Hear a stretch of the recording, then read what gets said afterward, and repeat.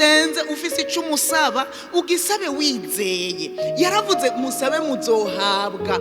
Usomye no muri Yohana 16:24 haravuga ngo kugeza ubu ntaco mwasavye mu izina ryanje, musabe muzohabwa ngo umunezero wanyu wuzuzwe.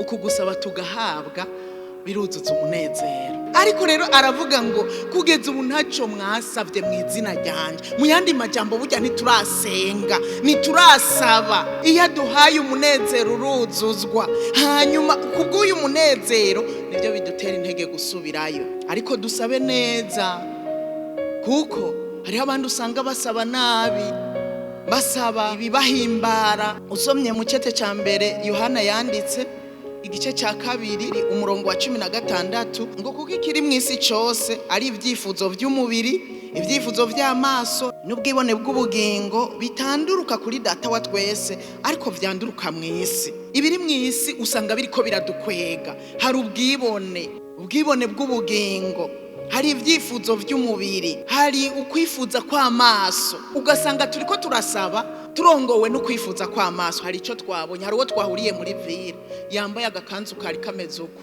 Ako gakanzu ndagashaka, ugaca uja mu cyumba, mana yo mwijuru je ndakeneye agakanzu. Mugabo uri kurasaba wiyumvira kamwe wabona muri ville. Ndashaka ikirato, ndashaka kamodoka. Uri kusaba wibutse uwo mwahuriye kuri eglise akamodoka afise wumvura gakunze.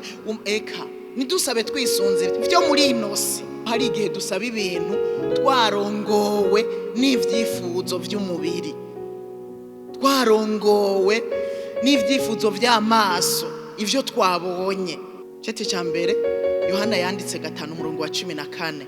Kandi ubu nibwo bushizi bw'ubwoba dufise kuri yo, nuko iyo dusavye ikintu cyose gihuye n'ivyigomba iragikora. Mu yandi majambo ugiye imbere y'Imana ubanza urabibingiye gusaba ndiko nsunikwa niki.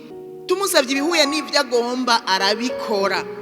Kumburi iyo usavye ukabona nturonse nukuraba neza. Ubwo sinari nasavye ibidahuye n'ivy'Imana igomba. Ahandi uyisavye ibihuye n'ivyigomba irabikora. Cete ca mbere Pawulo yandikiye Abikorinto 2 dusoma umurongo wa 10.